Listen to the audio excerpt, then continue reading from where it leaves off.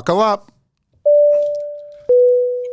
Welcome to Musicians and Beyond, where we bring you the backstage info on the life, lyrics, and long journeys of the music industry. You have John Sarabian and Mark Lawhorn as your host today, and we want to welcome everyone and thank you for tuning in and listening. Mark, what's going on with you? Just another wonderful week here in Pleasure Town. How about yourself? Mark, not really much to report. I mean, we've been busy with all of our podcasts, and we have had some fantastic guests. You know, I want to talk about our last guest, Matthew O'Quinn. He might not be well-known, but it's one of the best stories that I've ever heard in my life. It's a really, really great story, and when you listen to his music, the songs that he's written, you can tell the influences that he's had, and he talks about them openly, and he's great. He puts them right out there, and it is definitely, they are there, and they reflect in his songs, and it's pretty cool how he does it. Yeah, he's a nice guy, too. Really nice guy. Yeah. One day we'll get up in the sky and let him pilot us around. Yeah. Let's put that on the agenda. I'm in. All right. So today we have a girl calling in North Carolina. North Carolina. And she's got some incredible music out there. Yes, she does. And she's going back and forth from North Carolina to Nashville and ripping up Broadway down there. That's it's a little bit different, North Carolina and Tennessee, but Nashville, as you know, it's one of my favorite little towns in America. I love it there, and I can see why she's running back and forth, but we also know that she's got a little bit of a music background, so she belongs there. Absolutely. Let's hear what Jennifer Alverado has to say. Hi, Jennifer. Hi. It's great to be here. Thank you. Thank you for joining us. It's great to have you. And how are things with you? Good. It's been busy, kind of settling after the holiday. So I've had like a week or so to kind of unwind before I start back. Yeah, your schedule looks pretty packed. It is, but I like it that way. I get worried when it stops, having like everything piled on itself. So, yeah. Right. Busy is good, right? Oh, yeah. Busy's great. Good. And it wants to be going all the time. So that's a good thing. And it shows in your music. So you go back and forth from North Carolina to Nashville. And some of our listeners might not know why you do something like that. So my biggest reason is I play a lot of rounds up there. I also play shows up there. And I have not decided to move fully yet. My family's here. My husband and I are settled here. Like, we have our home and all of that. And so for me, it was one of those things, like, kind of get acclimated to the process, get acclimated to the area, begin to network, that kind of thing, before we just pick up our entire existence and move up there. We have talked and are talking about moving up there because, I'm sure you can imagine after a while of going back and forth, it gets a little hectic and tiring and you lose a lot of time on the road. But it's been a really fun and great process because it allows you to meet people while still being able to kind of escape the crazy of Nashville and Broadway and be able to come back. And, we're surrounded by cows in Vail, North Carolina, so it's a little different. Now, were you born and raised around the North Carolina area where you are now? Yes. So I was raised about 30 minutes from here. And then when my husband and I got married, we moved to Vail to be closer just to this area. We wanted land, basically. We wanted more land. So, because I'd grown up in Hickory, right in the midst of a small town, but still town. And I had a condo and all of that, and he was not having that whatsoever. He was like, no, we got to get out of here. So. Excellent. Is your husband a musician as well? No. He likes to say that he can power the radio, and that's okay. That's his musical instrument. A man of my own heart. That's about all I can do too. Now listen, when you're ready to make that move down there, we have a friend from Nashville. He's a realtor, singer, songwriter, plays in the duo Batson and Haynes. Eric is the guy you want to talk to when you get out there. Okay. Thank you. Good. So when you get out in Nashville and you're on Broadway, there's a bar or restaurant every 2 feet, and they're 2, 3, 4 stories high, and there's a band or a musician playing on every single level all day long. It's unbelievable. Oh, yeah. It's awesome. Like, I remember, because I've been going to Nashville since I was about 11 years old. And, back when you're 11 and you see people playing out on the street, you're like, oh, that's what I'm going to do for the rest of my life. Like, because it used to have the Shoney's restaurant. And I remember I Yeah. used to go up there and Shoney's was there. And I was like, I'm going to play at Shoney's, like right here on the corner. Yeah. And then they got rid of it. So anyway. So you're but not yeah, going to play at Shoney's then, I guess. no, I'm not playing Shoney's. But you can Not unless play. it comes back. But you can play at all the other places. What would be your favorite place to play? I love playing the rounds because you see people's hearts with their songs. Like it's so just raw, and I don't know. So rounds are probably my favorite thing to play in general, but one of my favorite rounds is at Big Jimmy's, and it's called Sippin' and Pickin'. It's on Tuesdays, and it's very laid back. I don't know. That's probably one of my favorites. And then also, like, when I played there probably 2 months ago or so, it had been storming. And I don't know if Boston's like this at all, but Tennessee or Nashville and LA, I know is anytime it rains, everybody freaks out and is like, we can't leave the house or something, which is weird for me because I'm like, hey, this is great. Nobody's on the road. But like the wind was coming down and it was right there on Second Avenue of like at Broadway. And it was just so like nostalgic looking out there at that. And so I think that that's probably one of my favorite places just because it was quiet and it was like, and granted it was because it was raining, but I don't know. And is there a place that you haven't played in Nashville that you want to play? Oh yeah. I mean, I think everybody says the Ryman.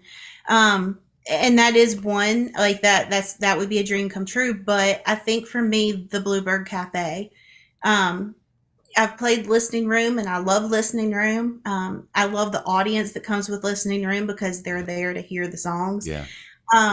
There's just something about Bluebird Cafe. I mean, I remember going there when I was 11 or 12 years old and just I fell in love with that place. And so that's definitely on my bucket list. Well, we all know the story of the Bluebird and how Garth Brooks was supposedly found there, right? But, you know, it Right. had a big part in his career. He showed up there the other night. They were doing a fundraiser for a thing, and out of the blue, who walks up? Or into the blue, I should say. Who steps in and does a show with everyone? How cool is that you can have that happen anywhere in Nashville? Someone like that might step up. Yeah, and I think that that's both it's an amazing thing, but it's an intimidating thing too. Sure. Like the very first round I played, somebody who wrote one of my favorite songs got up at one of the rounds before me and was singing, and they announced that, you know, they had written this song, and I was like, oh, I'm so out of my element. Like, what am I doing here? Like, so it's one of those learning things of just like, no, you've got to get past that. And what was that song? More Hearts Than Mine. Ingrid Andress sang it. Oh, yeah. Yeah. We're fortunate. We've been down to the Bluebird a few times. Eric Haynes, who I've mentioned, and our friend Jeff Batson happen to host rounds there at least once a year. One of them gets to do that. And so they twice a year they're there. This young man right here has been able to stand on that stage and do the spoken word during a song that they wrote, a tribute song that Jeff Batson wrote to firefighters. And That's awesome. Captain Sarabian here stood up on stage and he does the firefighters' creed or the prayer and during the song. So it's pretty cool to be in the room when you have someone you know doing it. Yeah. And you understand the song but you're right. In those rounds and in those environments, whether it's the Bluebird, Third and Lindsay, listening room, wherever you are, it is so cool to watch those people lay their hearts out on their sleeves and tell you the inspirations behind the songs, the rationale behind them, and how they got there. You know, pretty cool. Yeah. Yeah. Yeah, we have a blast every time we go down Oh there. my goodness. You know, when John said that, you know, there's a restaurant every 2 feet, I thought to myself, well, thank God, because some people can't walk that far. Bump. Oh God. So when you are playing out and about, do you do a lot of covers or do you write a lot of your own music? I would say it's probably about 50-50. The big thing around here is like people want to know the music. So, you know, I throw the covers in to kind of keep them engaged and see what's going on. And then, you know, I'll slip my original in. And then a lot of times they'll be like, hey, so who's that by? And I'm like, me. So, you know, it's proven to be a good plug. Now, if I'm doing a show where they specifically asked for like my music, then I'll throw a couple covers in. But Yeah, typically like it's probably about 50-50 with what I'm doing. What's your favorite song that you've written so far? Oh goodness. That's a hard question. I think the one that I'm most proud of is a song called Paris.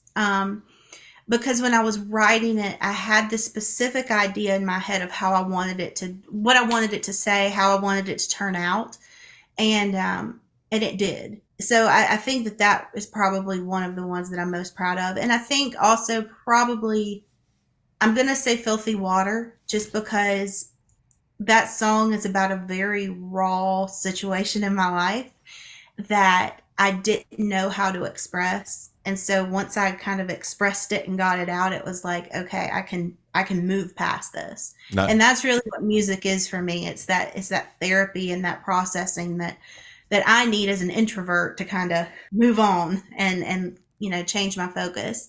So I think those, because especially Filthy Water, just because it was a very touchy situation, and it helped me, and I know that other people can relate to it. So Well, I don't know if you know, but Boston's known for having a couple of songs up here. yeah. Dirty Water TV is a friend of ours TV show, and it's a local show up here. But there's a few songs about the dirty water around Boston. Rock and roll has its history with it.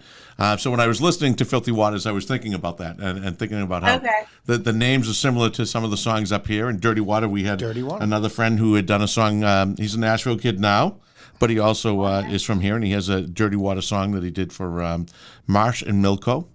And Michael Pace. Michael Pace, yeah. So it's funny to hear that title's very similar, and I'm going to have to listen to the song in a different light now that I know that it had something, and listen to the words a little more closely and see what you were singing about.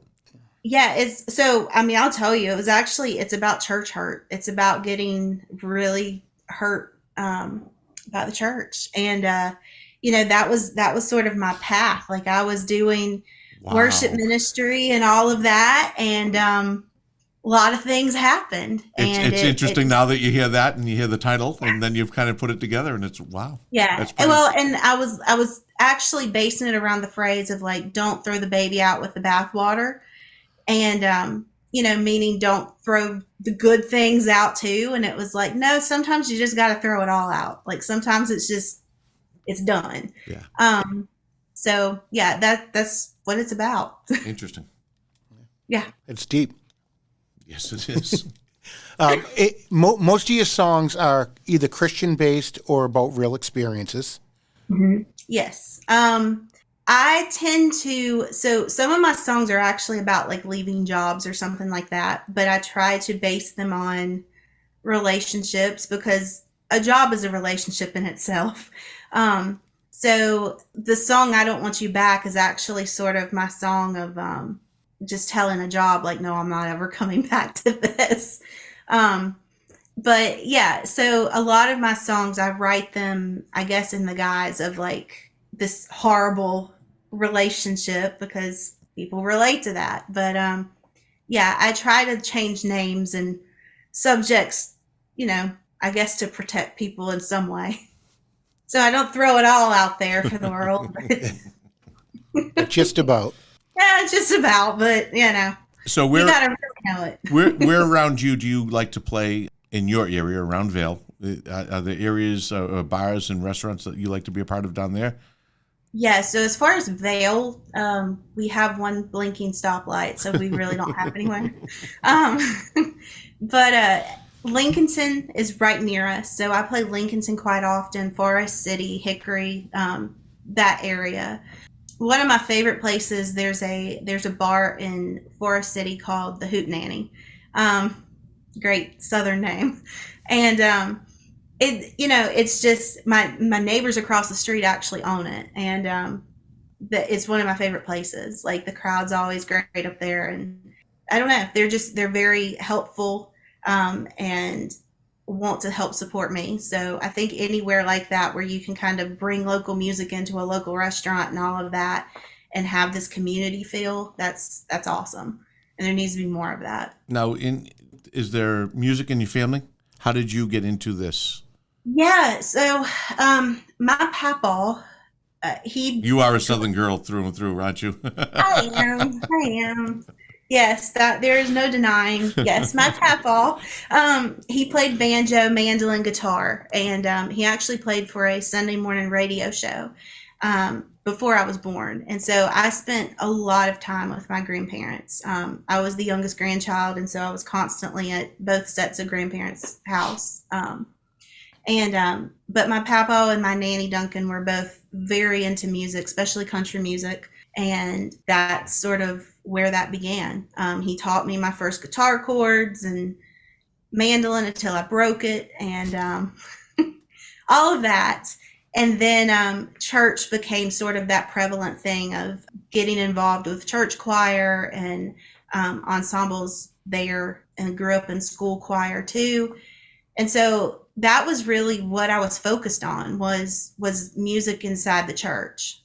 And I was really doing it more of like a hobby and pastime. Like I would go home and write, but all of that was sort of just on the back burner because I was thinking about law school and I was paralegal and all that kind of stuff. So, and then life kind of happened and I realized like, I'm not happy doing this. Like I need to try this music thing. And so I went full time into church ministry for a while. Oh, wow. Okay.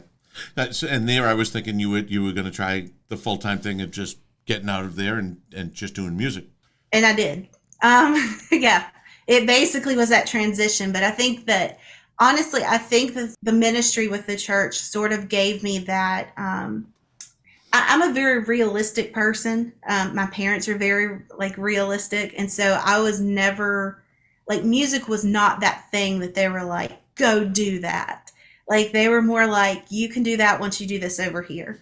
And so I think I had to get past that. And so for me, the ministry with the church was sort of like, okay, this is that stepping stone to show like you can do music full time and it's still safe. And then I realized like, no, like if you're going to do something, you got to do it. You can't have your foot over here and here and here. So.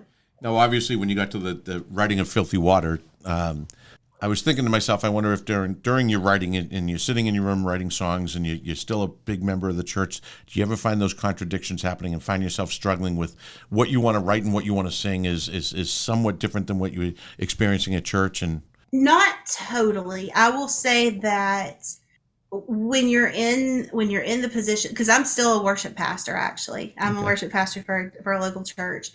There are certain songs that I would stay away from, if that makes sense. Yeah. Like there's just certain things that I won't necessarily sing about. And it's not even because like, it just doesn't apply to me, I think is more so what it is. Yeah.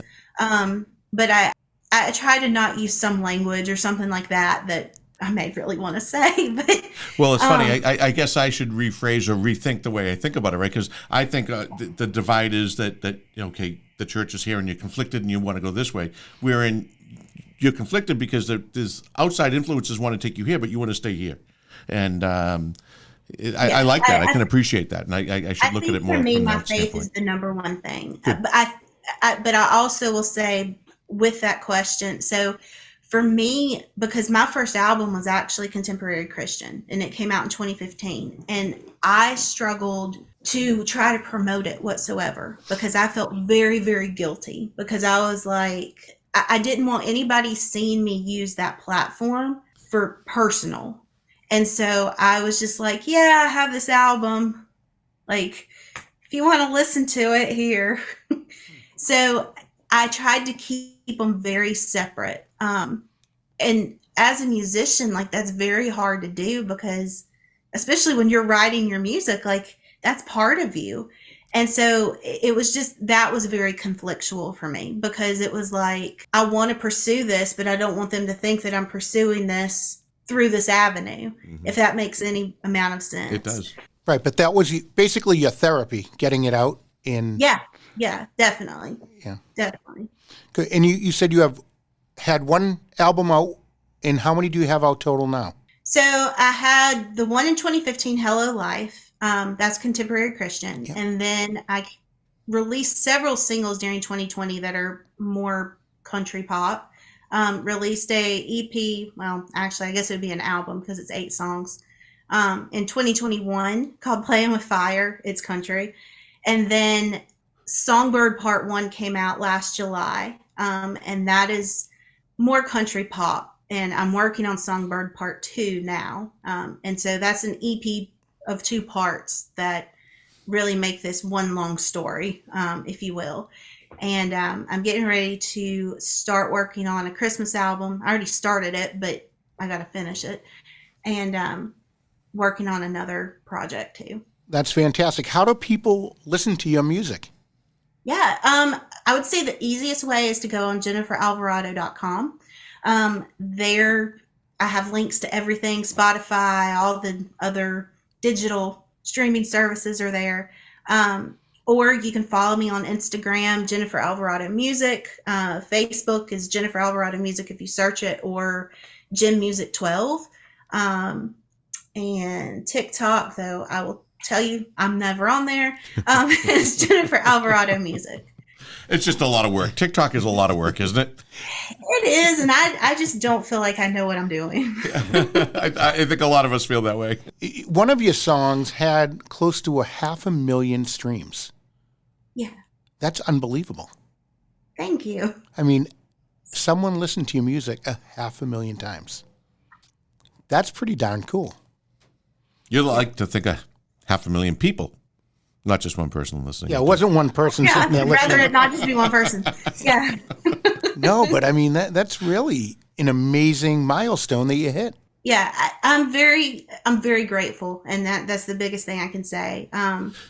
I think for me, music has always been, like I said, my therapy. And I remember growing up being that, I'm an only child, and so I was that like weird, lonely child that I related to people through their music and through their words. And so anytime that somebody else can relate to that's huge. Like that makes everything worth it. Now, Jennifer, when you reach a milestone like that, 500,000 people, it's validating, and that's got to feel good. But did you also see yourself, as that happened and the popularity of the song came out, was there bookings that came along with it? Was there more notoriety? Were you out there getting on the road a little bit more because of that? I think it definitely helps because you have some sort of statistic number, whatever to show like, hey, I'm not just sitting here in my bedroom releasing demos that the dog's listening to, like, so yes, I think it does help. And I think beyond that, it gives you an idea of where it's working and where it's not, like population wise. And so because of that, because I saw where things were working, like I'm doing Texas in March, I'm going down there and doing a few shows. And then I will be in California in May for about a week and a half doing some shows. So it's definitely opened those doors. And I love that because there's places that I don't know otherwise I would play if it wasn't for that. So the numbers somewhat drive you to where you want to go. If you have 200,000 people listening to the song down in Texas, you go to Texas to play, right? Right. Yeah. I look to see like what are my most popular cities, that kind of thing, and then kind of base it around there.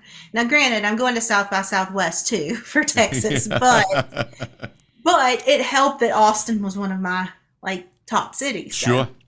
Yeah. How could it not be? And what was the name of that song? Which one? Your 500,000. I think Filthy Water is actually the one that has the highest. Well, you know what? We are gonna play Filthy Waters for our listeners. Okay.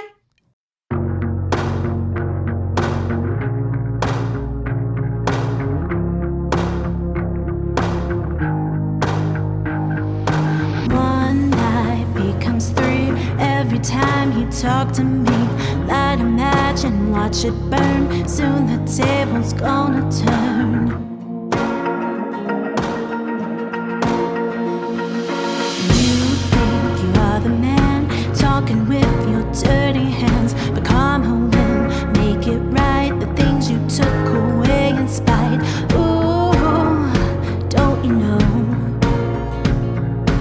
Ooh, the truth is gonna show. One day soon they're gonna see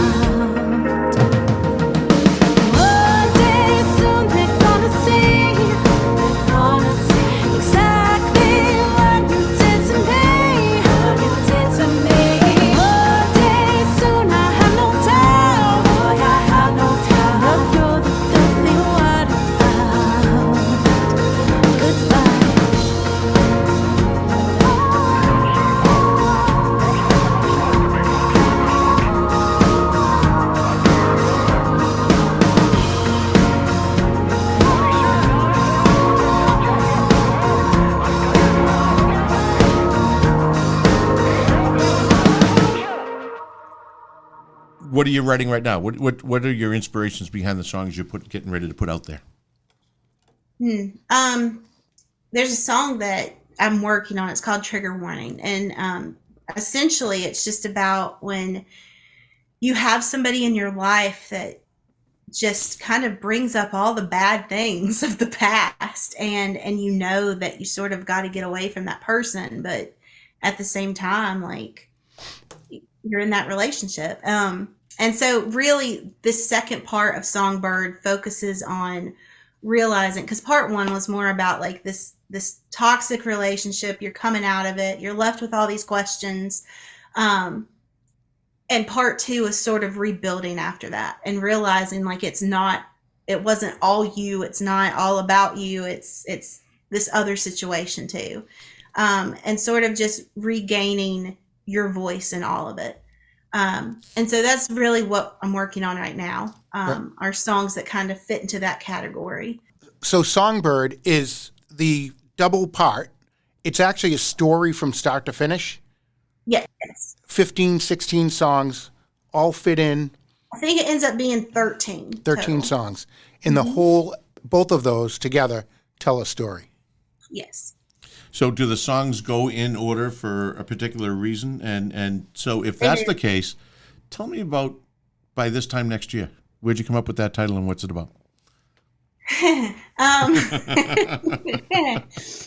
Well, it basically, I wrote that at the end of 2020. So, as we all know, 2020 was a lovely year. And I wrote it on New Year's Eve of 2020. And all this stuff had happened where I was coming out of like all this turmoil for the past 2 years or so of my life.